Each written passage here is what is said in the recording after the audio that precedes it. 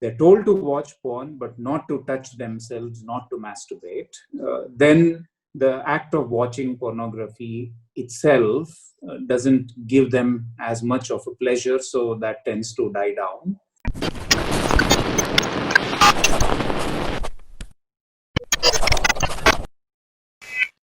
You're watching Zen-Brain.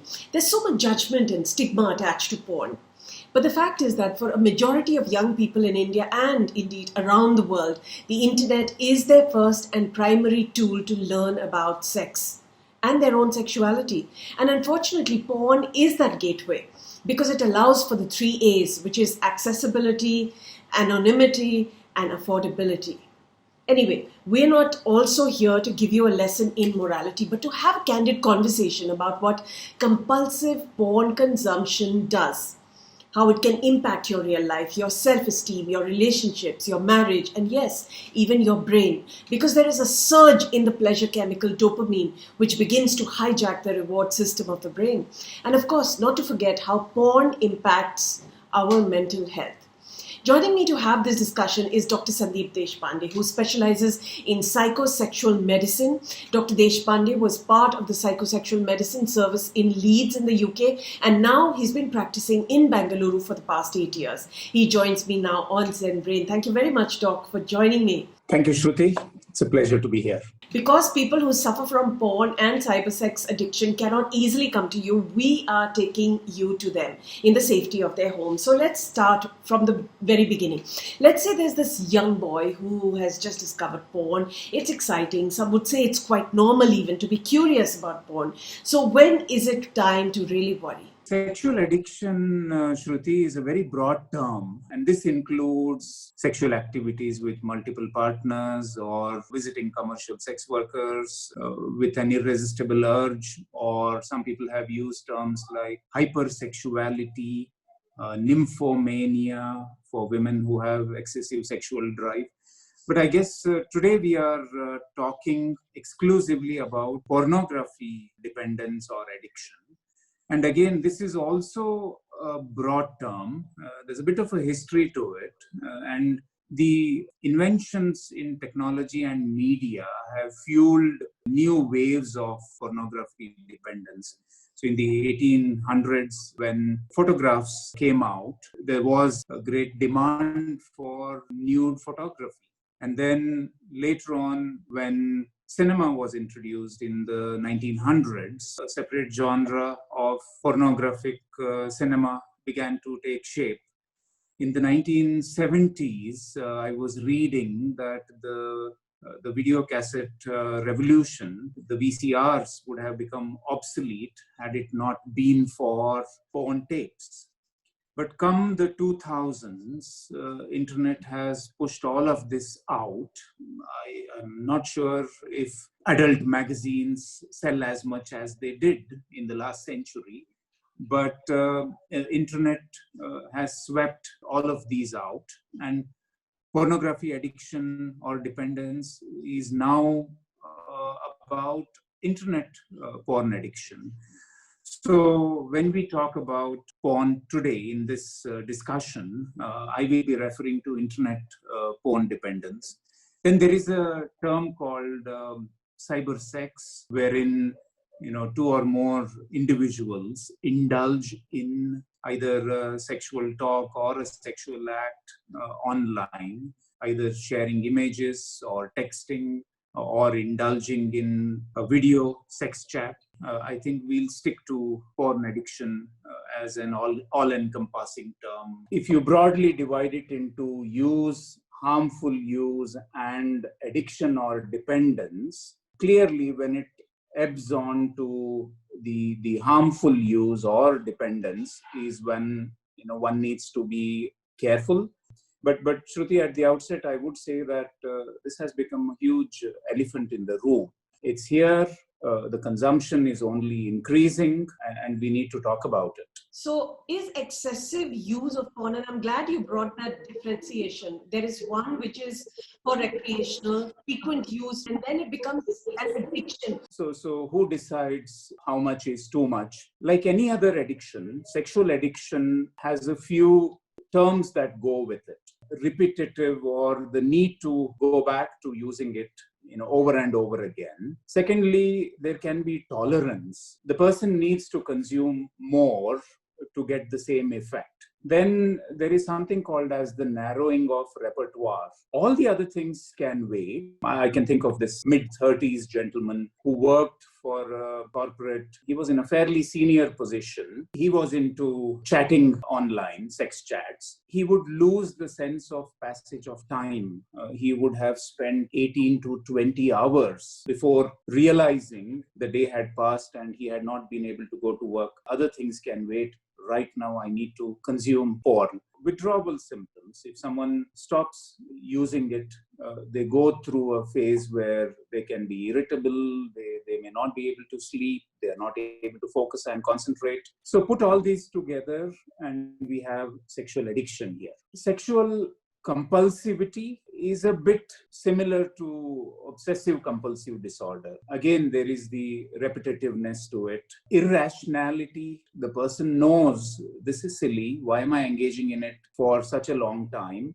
But they are not able to help themselves, or whatever strategies they have tried to implement haven't necessarily helped them. These thoughts of wanting to go back to using porn, these are intrusive thoughts. They might be doing routine activities and out of nowhere, the thought that they should go back to watching it pops into their head. Sexual compulsivity. Then some people have tried to define this more like an impulse, irresistible urge to watch it despite knowing that it is harmful to them or it has created problems to them personally. The World Health Organization has something called as the International Classification of Diseases.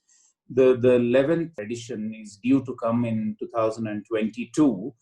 And they are proposing to include a category called compulsive sexual behavior. This is a recent phenomenon, the growth of which can be tracked with the growth of the internet, data that has now become very cheap, and then smartphones, the cost of which has significantly come down. So all of these have contributed to the growth of the problem. Doc, it really sounds as if it's something that really starts taking over your life, just like other addictions. Give us a sense of the problem that exists in your practice. Do people walk in to your clinic with porn addiction issues or sexual addiction issues, or do they come to you with depression and other problems, and then you find out that it's actually porn? How big might this problem be? We don't know. It is difficult to study this area. There have been some attempts.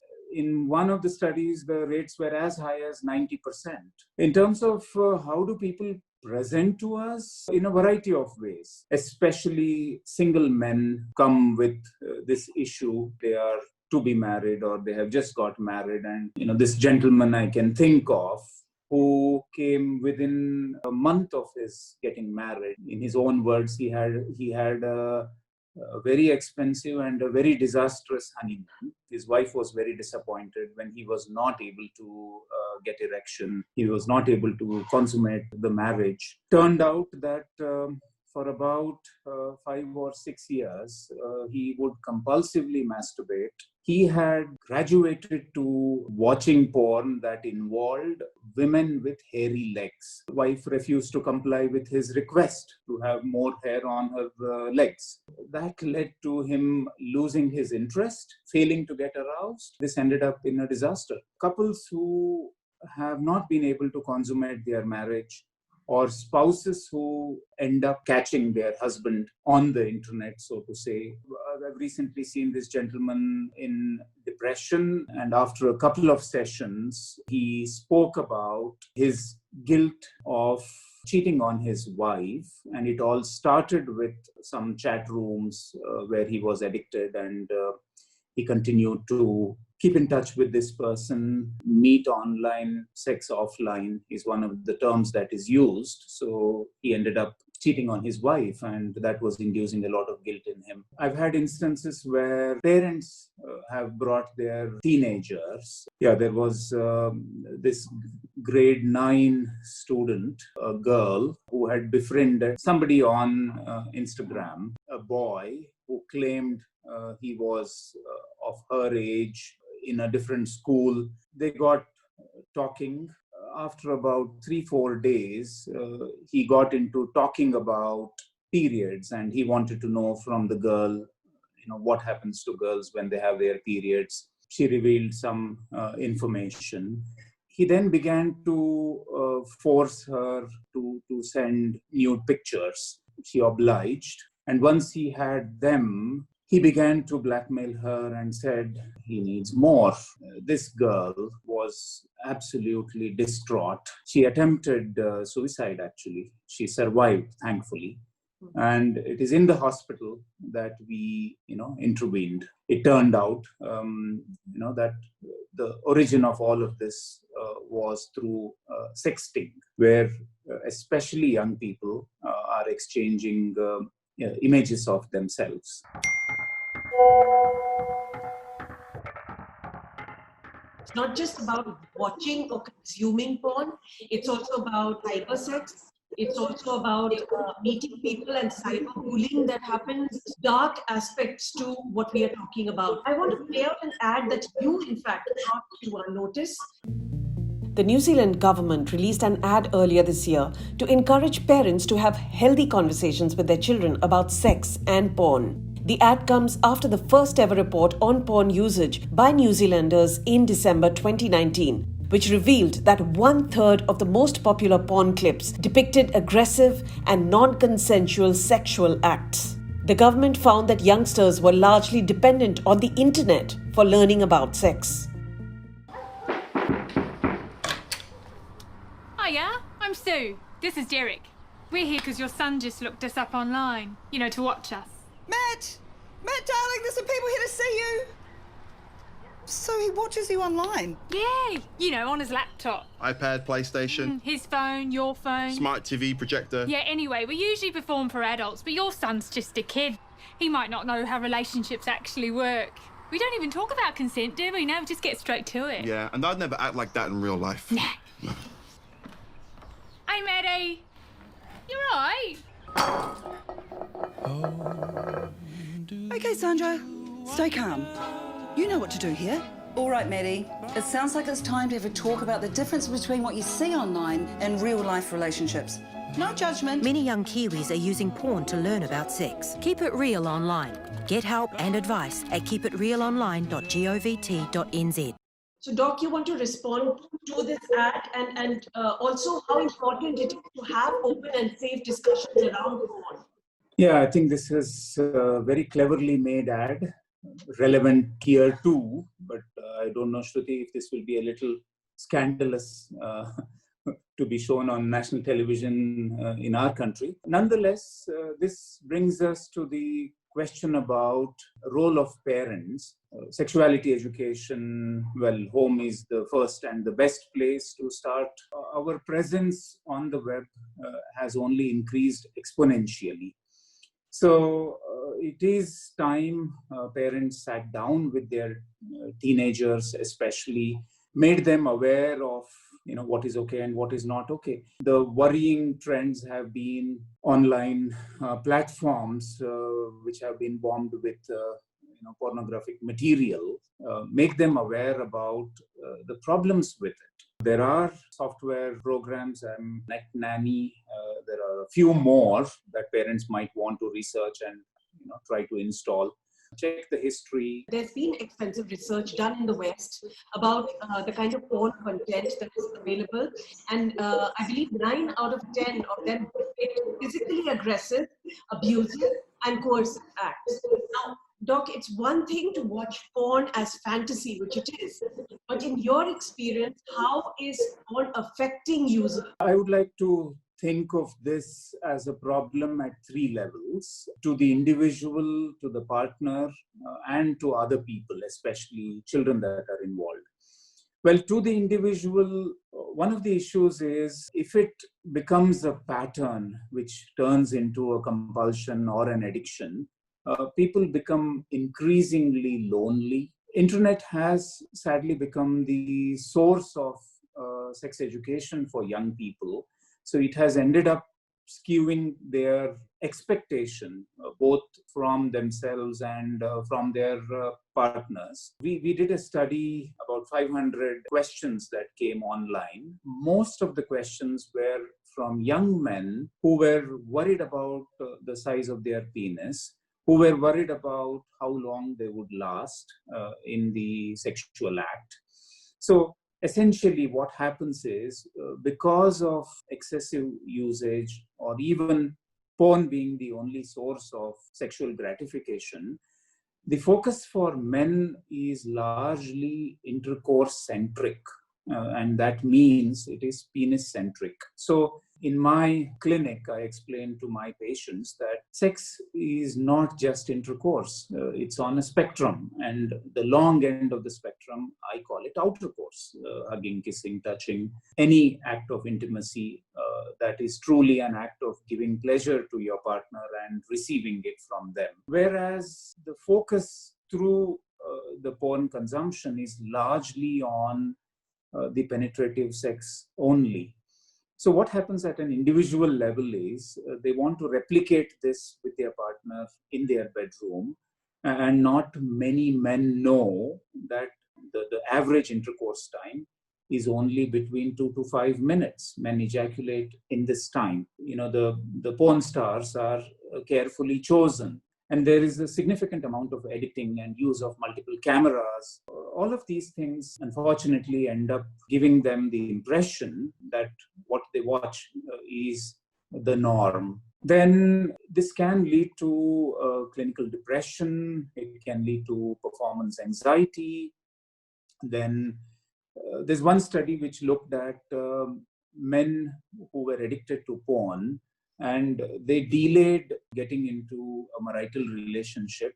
They delayed the need for children, and eventually there is a lack of sexual interest with their spouse because their brain is more wired to the virtual sex. Impact on the partner: if a partner finds out that their spouse has been using pornography, a variety of responses. I've had a situation where the woman saw this as being akin to cheating on her. Her husband was watching pornography, was indulging in masturbation, but it was absolutely not acceptable to her. Spouses can go through a period of anger. Recently, I came across this couple where the wife was chatting with someone else, and this was giving her a lot of emotional comfort. And over a period of time, she grew quite close to him. The last thing she would do is to bid him goodbye before sleeping, and then it started with good mornings and whatnot. And she got quite distracted. Her job suffered, her social relationships, her activities took a back seat. Only then did the husband realize something was not right. He told me he spent about 5 lakh rupees investigating this, trying to get her call records, hired an investigator. There was a lot of stress with regards to wondering whether he was good enough. Was his wife still in love with him? He deemed himself as worthless. It was headed towards divorce. Thankfully, they chose to go in for couple therapy, and they're trying to work on their relationship. So a lot of anger, a sense of betrayal, trauma, feeling of helplessness is something that I have seen in partners. Finally, the impact on children. Children can be accidentally exposed to their parent watching porn. I have known of someone who had a role model in his cousin at a young age. The cousin introduced him to pornography, and he went on to develop addiction later on, and I met him in his adulthood. Not only is wrong, it is absolutely illegal with the POCSO Act. It is a punishable act. So, as you can see, the ramifications are quite deep and wide. Doc, I'm really glad that you brought about the fact that women can be addicted as well. How can the other partner start forgiving? Because for partners, it could be considered cheating, and how it plays into their insecurities as well. Couples go through what is described as 3 stages. The first stage is the impact stage. This is when the explosion happens and it hits them hard. During this stage, I have seen people becoming violent, aggressive, harming themselves, harming someone else, going for a separation. The impact stage needs to be handled carefully. The friends and family need to support this couple. Mental health professionals have a role to play, something called as crisis management. We tell people not to make any major life-changing decisions. I've had a couple where they impulsively decided to sell their house because the lady felt this house was not auspicious and the husband was indulging in sex chats, sharing images. So they decided to suddenly sell their house, which they regretted later on because they ended up selling it at a much lower price. So in the impact stage, we tell people, do not make life-changing decisions, let the dust settle down. Then we move on to something called as the meaning stage or the understanding stage, wherein a careful analysis, seeing the couple separately, trying to understand how did it get to this stage, what was driving the person to go down this route. Was it to seek gratification which was missing in the primary relationship? Was it something within the person causing him or her to go down this route? And using this information, the victim is counseled. And once some progress is made, the final stage is the moving on phase. In the moving on stage, they are not encouraged to completely forget it, but they are encouraged to accept that there is a problem with the person who indulged in it. It caused distress to the relationship, but they both learn from it, they both accept it, and then they move on. We tell them that there should not be any secrets. Having multiple digital locks on their devices, that the person who felt victimized should not repeatedly remind their spouse and say, you indulged in this, or you've been late from work. Does it mean that you stopped your car and you were watching something on the way? Doc, I have a very straight question to ask here. So if it's an occasional usage, would you as a sexologist say it's okay to overlook porn usage in a marriage? And secondly, can you ever really get back to trusting your spouse after finding out that he or she has been surfing and getting hooked on random people? That's a tricky one. We have a 3-circle model, he on one side, she on the other. Right in the middle would be things that would be okay for both of them. Second circle would be things that probably he wants to keep an option open. She may or may not agree for it. The third concentric circle would be something that one of the partners absolutely doesn't want to. Depending on what is acceptable, I tell couples that it is all right for married men and women to indulge in self-pleasuring or masturbation. But if that is a complete no-no to one or both of them, then so be it. Each couple needs to decide for themselves what are the boundaries, Yes. what they are comfortable, what each. But isn't that the problem? I mean, there is so much stigma attached that you can't even have a conversation with the people you are in relationships with. So it's another level to even reach out to a therapist. Watching child pornography, indulging in sexual activities with children, pedophilia, is an offense. So that is a very clear no-no. I've had situations where couples say that, they spice up their intimacy by watching some erotica together or reading. If it is all right for them, I have no say there. It's okay for two consenting adults to indulge in whatever they do in their bedrooms. The moment it becomes non-consensual, it is a sexual offense. There was this couple who had an absolutely wonderful sexual life, intimacy in their own words. They would candidly say that they would open up the Kama Sutra, open up page at random and try sexual positions. Problem came when, the man who was indulging in watching pornography wanted to ejaculate on her face, because that's something he had seen. And she found it extremely disgusting. He should have listened to her, but he kept pestering. And this is where the whole discussion around consent came up. Doc, I want to bring up attachment styles, because depending on what we have been exposed to growing up, that's who we become, and our relationships reflect what we've seen in the past. I went through a research paper that you sent me, which links sexual and porn and other addictive behaviors to maladaptive attachment styles of people who are not comfortable with interpersonal relationships. This is so insightful, and it really opened my mind and very important for people to understand this connection. Okay, I think we are now entering into the why question. Why? Why do people, get into porn addiction? The paper that you were referring to is by a famous researcher from England called Paula Hall.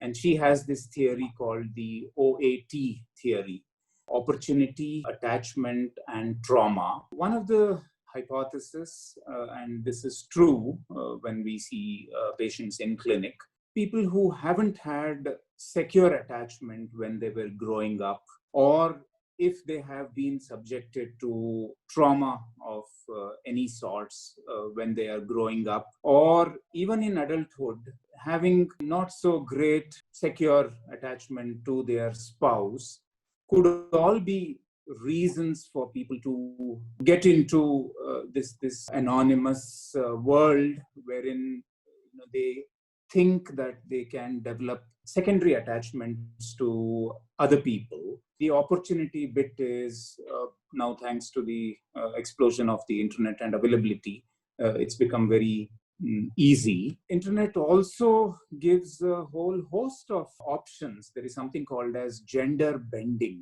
One other patient of mine, he becomes a she online. He takes up the role of a teacher, and later on we came to know that he had an unhealthy attachment to one of his teachers who had unfortunately sexually abused him. So he does the gender bending and sexually explicit talk. So attachment plays a key role. And I was reading in that paper, the more uncomfortable and insecure you are as a person, the more you are drawn to fantasy, where it could be either role play or porn, which is easily available, without really, like you mentioned, a real attachment figure.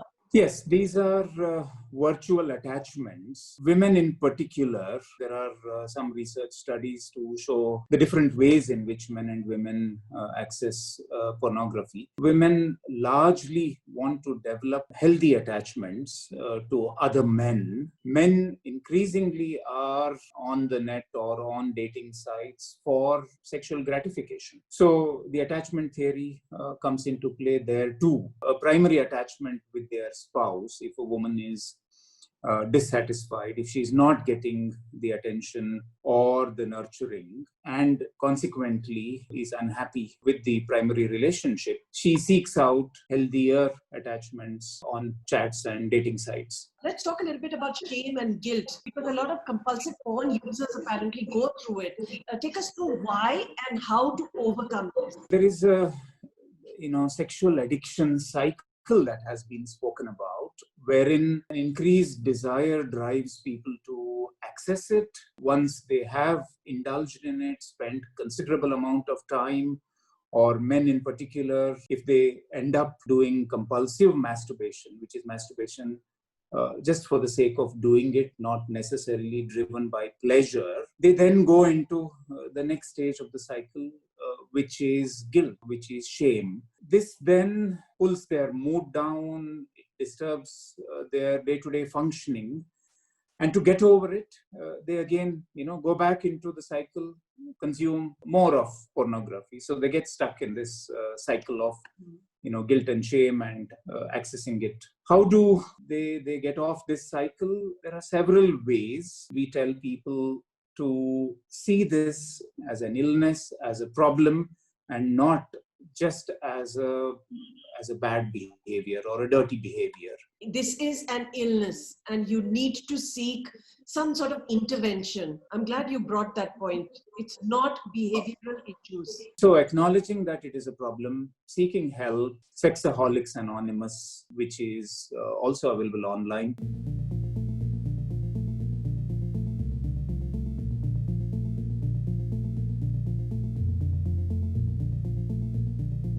When they come to a therapist or a psychiatrist, we evaluate, we look for other coexisting psychiatric problems, common ones being other addictive disorders like gambling or alcohol and substance use, depression, OCD, anxiety disorders. Is it true that one feeds into the other? Yeah, they can be coexisting. They can feed off each other. So we identify those, we treat them as well. We get into specifics in the therapy sessions about either tapering off the usage or stopping it cold turkey, helping them deal with guilt and shame, helping them plan how they can utilize their time. Yeah, just to mention a couple of strategies that we use in the clinic room. Some people who have round of thoughts which goes on and on in their head in the realm of sexual addiction or constantly thinking about it. There is a technique called thought stopping, wherein we teach them to say a word loudly, to tell themselves stop in their heads, which for a moment, more like a ripple effect, stops the ruminating thoughts.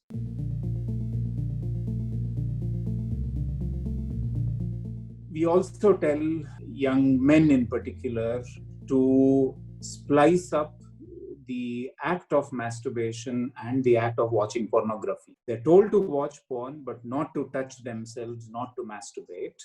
Then the act of watching pornography itself doesn't give them as much of a pleasure, so that tends to die down. Doc, it's very important, at least for us on Zen-Brain, to talk about the impact of porn and brain chemistry. Now, neuroscientists have found a direct link between porn addiction, much like any other addiction, and how it hijacks the reward system in the brain. These are not at structural levels. So if you look at the brain in an MRI scan, it may not look very different. Sure. The person who is addicted and who is not. But there are a lot of functional studies and data from animal studies which show that certain reward pathways are active. There are neurochemicals that have been implicated. Dopamine is one of them. In fact, one of the researchers compares the rush that a person gets through watching porn as something that's very similar to what one gets when they inject heroin. Then there is the reinforcement theory, which is going out knowing very well that they shouldn't indulge in it or that their job and relationships are at risk. But the reward and reinforcement that happens at certain areas or centers in the brain can drive them to continue to seek more and more of this. Data is still collating. We don't know with great certainty. But nonetheless, we are in the direction of trying to find out, what specific brain pathways and areas are affected. And Doc, much like other forms of addiction, the intensity of consumption increases. You need more porn. You need the more aggressive and coercive type of porn. That's true. In fact, there's been some chatter about violence that is as a result of excessive indulgence in porn watching. I don't think there is definitive data out there. Do rapists, are they driven by porn addiction? I don't know is the answer. My view is it tends to normalize certain activities. Yes. Watching violent acts the first time might have some shock value, but repeatedly watching sexual acts that involve violence, the shock value goes down, the acceptance goes up. And if it is played out in the real world, I'm afraid this may have serious implications. Sexual assaults, rapes might be indirectly fueled by this problem, yes. I think the real danger of porn amongst adolescents and young adults is that at this age, brains are still developing. Sometimes it does not comprehend what it's watching.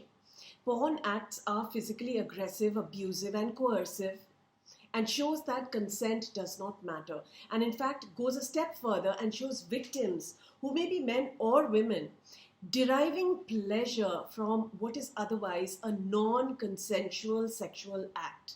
It is very important for parents, guardians, and teachers to have this discussion about consent. A young mind will not be able to comprehend consent if he's told one thing and sees something completely opposite. That's why it's important to drill into young minds that porn is fantasy. It is not real, but consent is real. And any act without consent crosses the line into sexual violence, which is punishable by law. And porn also affects victims. It normalizes abuse. Remember this, if two consenting adults agree to it, it's a very different story. If you don't consent to a sexual act, if you don't agree to it, if you are forced, it is sexual violence. Doc, you want to add to that? I couldn't agree more with you. It only gives a skewed representation of a sexual act. So, some last words from you, Doc. Thank you for bringing up this topic, which is in the closet, out into the living room, and to acknowledge that this is a problem that is only going to rise. I would say it's an illness when it gets to the point of the addictive compulsive behavior. People need to put their hand up if they are troubled by it, or if their relationship is rocky as a result of one of the partners having sexual addictions, and they need to seek professional help. The real problem with porn really, and even cybersex is that we currently don't know the extent of the problem in India. Worldwide, we know that it's a $97 billion industry, porn industry. We also know that 50 to 75% of men and women worldwide view porn on a regular basis. 50 to 75%. There are also around 68 million porn searches every day, and 25% of all searches across search engines are for porn. These are all global figures from Paula Hall. Also, some more information. 27,000 people Google sex and porn addiction every single day. And a tenth of all 12 to 13-year-olds fear that they are addicted to porn. In India, we're not realizing the extent of the problem, really. But the fact is that particularly among adolescents and young adults who have access to the internet and smartphones are consuming a lot of porn. What starts as recreation soon takes over an adolescent's life, and they have no idea how to stop. The question, however, is not how much porn.